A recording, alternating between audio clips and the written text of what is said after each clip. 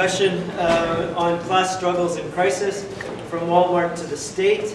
My name is Greg Elbow. I'm from York University of Political Science, also one of the editors of the Socialist Register, which is hosting tonight and which has a series of its new titles at the back. We're also supported tonight in bringing our speakers as well as hosting the event tonight from the Ryerson Student Union, and we'd like to thank Eric Newstad and the staff here at the Student Union at Ryerson for hosting us. Also hosted by York University, who's also sponsoring our speakers. Tonight's discussion focuses on a series of crucial questions to all of us on the left.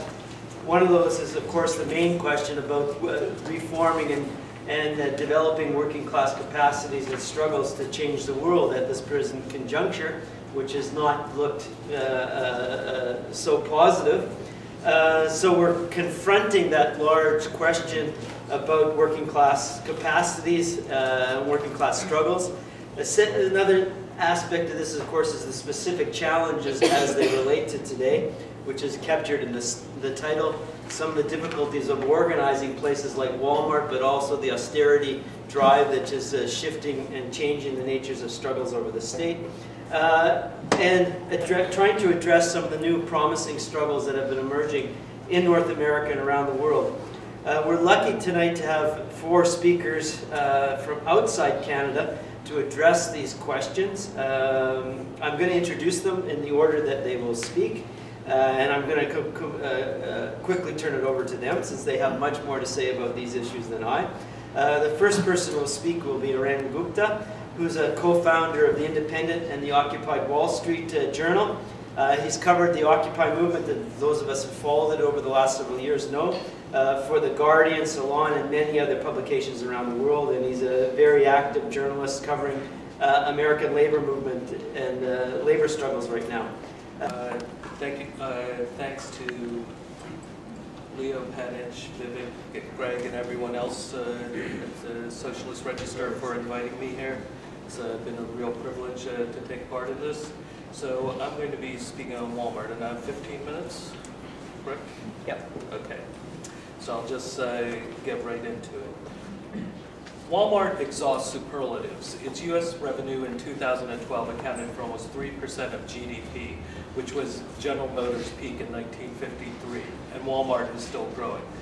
The 6 Walmart heirs have more wealth than more than 90 million Americans combined. Some economists argue that Walmart alone has had a measurable effect in reducing inflation for the entire United States over the last 2 decades. During the 90s, as Walmart set about conquering the grocery store segment, 29 supermarket chains went bankrupt in a decade, and Walmart was the catalyst for 25 of those bankruptcies. More than 90% of Americans shop at Walmart every year. It sucks up nearly 10% of all non-automotive retail sales. Its associates alone account for almost 1% of the entire workforce, 1.4 million workers. Plus, it employs hundreds of thousands of more workers in professional services, trucking, warehousing, janitorial, as well as managerial and administrative staff. The story of Walmart is really the story of how government, economic, and labor policy created the conditions for industry and jobs to shift to low-wage southern states in the post-World War II period, and then to Global South starting in the 1980s, which accelerated after the end of the Cold War. Walmart simply depends on government to exist. One interesting instance of this is the property tax revolt. Many local governments were starved of new funds after property taxes were decreased. So to be able to see an increase in revenue, they eagerly supported new Walmart stores and other big box retailers in the 80s, 90s, and going forward, and often subsidized these stores because they could capture a small percentage of the sales tax revenue. So in one small way, we can see how the effect of the property tax revolt actually led to the big box explosion over the last 30 years. And it's not an exaggeration to say over that period that the Walmart effect has had more impact on workers' rights, wages, benefits, and status than government policy. But Walmart's prominence cannot be explained away by supply chain management or its white southern rural origins or its rabid anti-union ideology. In the first few decades of its existence, the company had an unusually loyal workforce and customer base and was able to exploit and intensify shifts in the U.S. economy and social life, especially deindustrialization, neoliberalism, the rise of the New Right and evangelical Christianity, and the computer revolution. Now, if you walk into a Walmart, and actually, let me ask a question. How many people have been into a Walmart in the last year? Okay, so this audience is definitely maybe 20%. This audience is definitely outliers. Now, if you do walk into a Walmart super center, you'll often see a shipping pallet piled with a mountain of goods, diapers, or soap, or Christmas ornaments. The items are called showstoppers. They're meant to entice consumers with their abundance and unbelievably low prices. At one point, Walmart used to charge $2.97 for a gallon of Vlasic pickles. Think about that, less than $3 for a swampy green aquarium-sized vessel of pickled cucumbers, which was more than a family could possibly eat before they became run. But the shopper focuses on that price because it lowers her cost, and it is a woman almost predominantly. It lowers her cost of social reproduction. But for our concerns, let's focus on the palette. In an era when design is king, Walmart is saying design is a superfluous cost. More important, Walmart, through its obsession with reducing costs, is making that supply chain invisible by eliminating the labor of shelving and displaying the goods. That eliminated labor then becomes a sign of its devotion to its clientele, which is summed up in its founding slogan, always low prices, always. It's signifying that its role is not so much about making profit, but serving the needs of a beleaguered social class.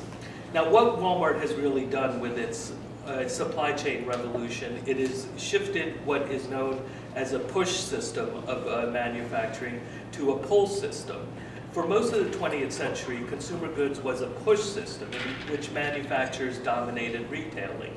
They were the ones who produced the branded goods, had large sales forces, they determined pricing, they controlled the inventory, they even determined placement, displays, and restocking in stores. And this whole system that they had set up, distribution, warehousing, and stockpiles, required an extensive workforce.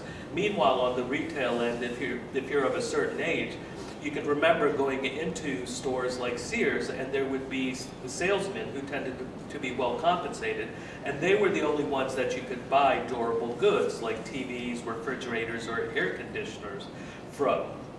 Walmart decimated this whole system, wiping out hundreds of thousands, if not millions, of jobs by rationalizing it.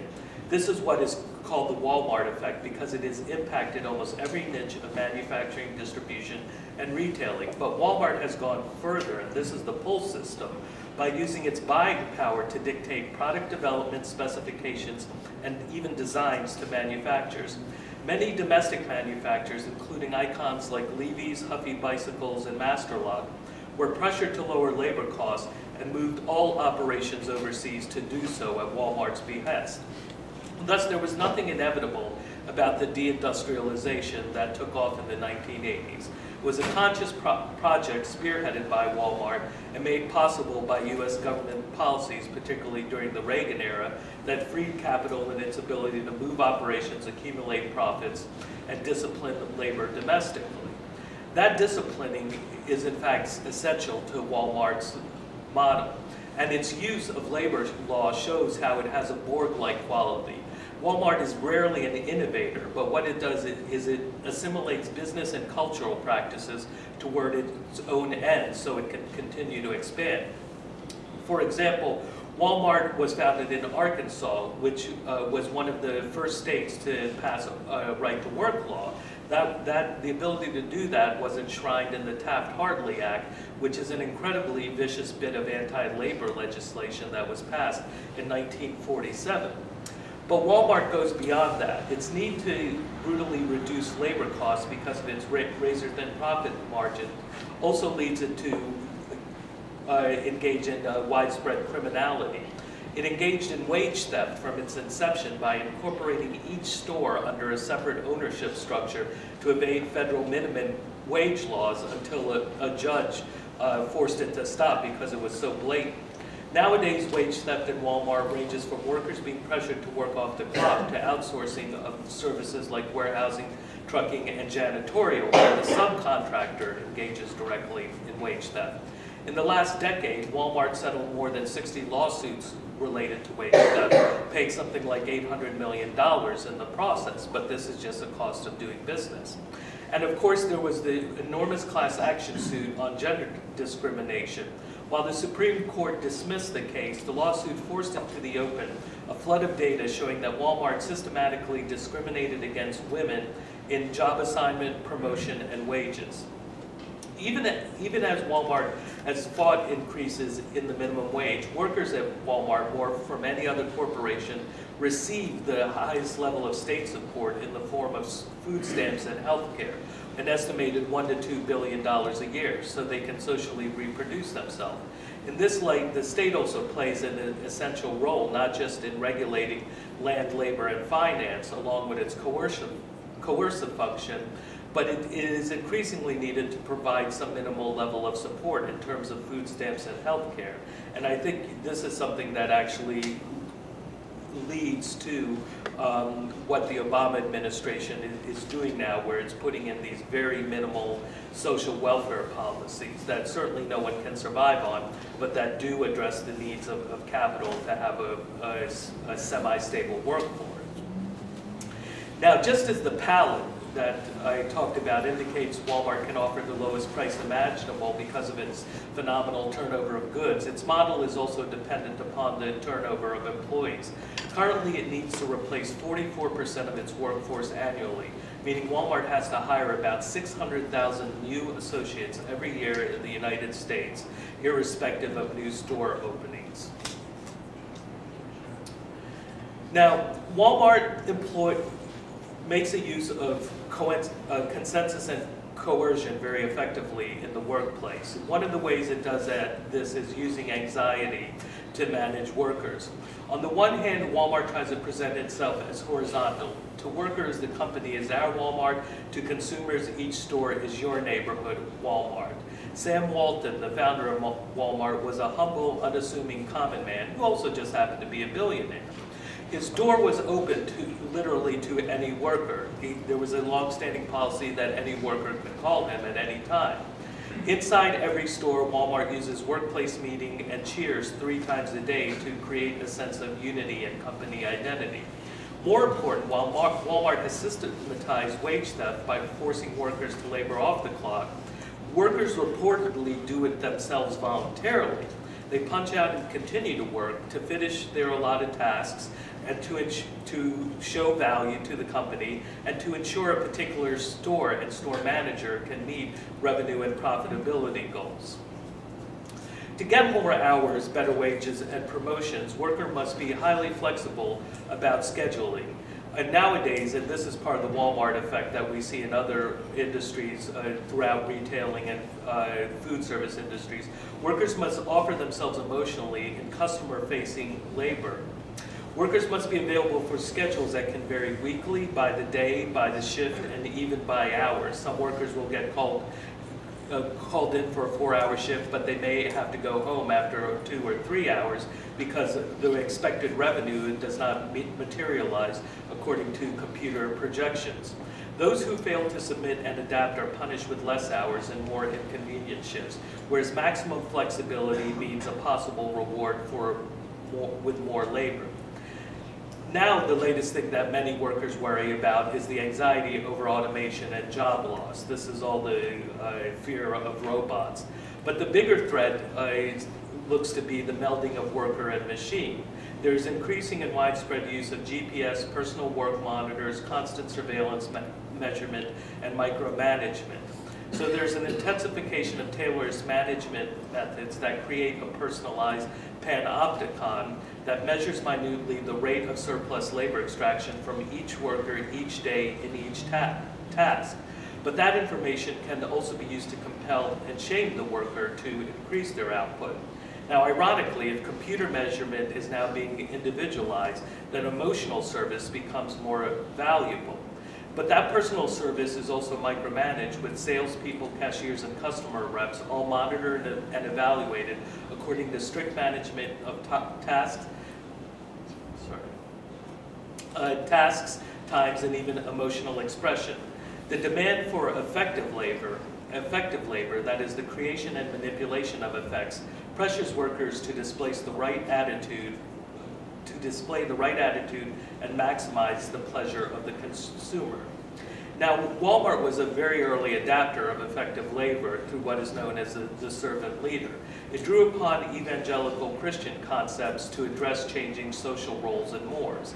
Evangelical Christianity enhanced the status of males under deindustrialization and bound men to the families as affection-displaying patriarchs who recognized the sacrifices women undertook in reproducing the family.